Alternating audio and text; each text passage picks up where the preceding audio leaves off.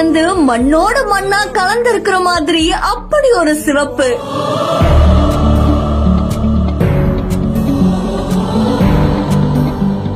இது ராஜஸ்தானா இல்ல துபாயான்னு யோசிக்கிறீங்களா? இல்ல, நம்ம தமிழ்நாடு. தெரைக்காடுன்னு அழைக்கப்படுற இந்த சிவப்பு நிலப்பரப்பு எங்க பறந்து விரிஞ்சிருக்கு?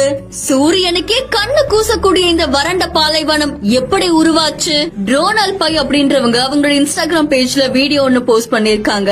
இந்த வீடியோல தமிழ்நாட்டுல இருக்கக்கூடிய ஒரு சின்ன குன்றுகள் மாதிரி அமைஞ்சிருக்கக்கூடிய இந்த சிவப்பு நிலப்பரப்பு பலரையும் ஆச்சரியத்துல ஆழ்த்தி இருக்கு. இது தமிழ்நாட்டுல இருக்கக்கூடிய திருச்செந்தூர்ல இருந்து கிட்டத்தட்ட 15 கிலோமீட்டர் தள்ளி இருக்காமா. இந்த இடத்துக்கு தெரைக்காடு அப்படின்னு பேராமா.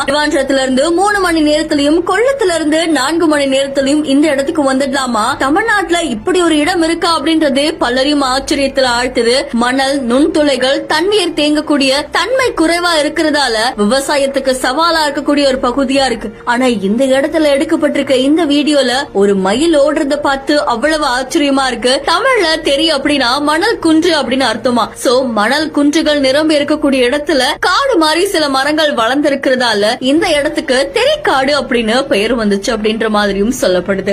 இந்த இடத்துக்கு நீங்க போயிருக்கீங்களா? இந்த இடம் உங்களை எந்த அளவுக்கு ஆச்சரியப்படுத்தி இருக்கு அப்படின்றத மறக்காம கமெண்ட் பண்ணுங்க. இன்னும் பல இன்ட்ரெஸ்டிங்கான வீடியோஸ்க்கு பிஹைண்ட் ஃபாலோ பண்ணிக்கோங்க.